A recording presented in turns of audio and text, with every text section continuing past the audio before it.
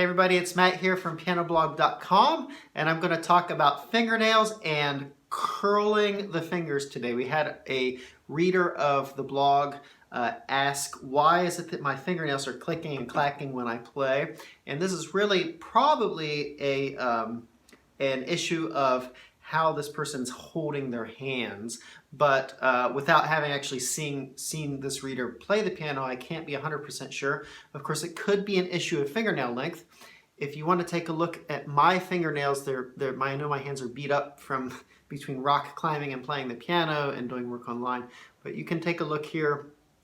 They're quite short, and most pianists keep their fingernails cut pretty short because unless you're lucky enough, which I'm not, to have very big pads on your fingers, you're going to find that they really can click and slide around. It's uncomfortable if you have even a little bit of curl. So let's talk about hand position and also just talk about where you possibly can touch on the piano.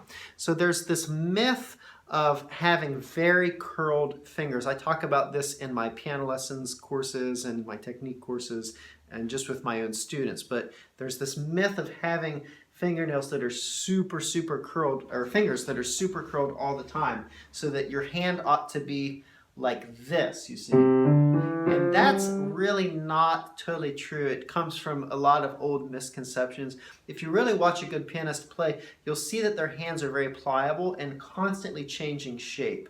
And I can't get too much into detail about hand alignment and stuff like that, but I do in other videos.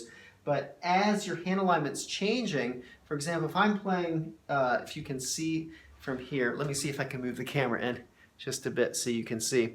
If I'm playing a C and an E here, can y'all see? This is very high quality camera work here. Okay, you see my thumb's not even touching the piano, and my fingers aren't extremely curved. I'm not like this, you see. I'm not at a right angle to the key necessarily here. I'm more out like this. Okay, and so you really have to experiment with having a slight curve in the hand so that none of these joints are broken. But not necessarily this all the time. And like I said, this issue can get quite complex and something that you can go into detail with. But in general, you just need to know that it's a myth that you should be like this all the time. You know, see that there's a natural curve to my hand. One way, by the way, to find this natural curve I'll have people do is you can stand up and just hold your hand at your side, okay, and let it hang like this, and you'll find that there's a natural curve to the fingers. And this tends to be actually the curve that you're going to work with most of the time when you're playing, instead of this kind of clenched curve that unfortunately people are taught. So I hope that helps. As you uncurl just a little bit, you'll probably find that you're not playing quite on the tip of the finger here, but that you're playing a little more on the pad of the finger here. And that, for most playing, tends to work if you have something that's very slow and melodic. You can even flatten a little bit more the hand.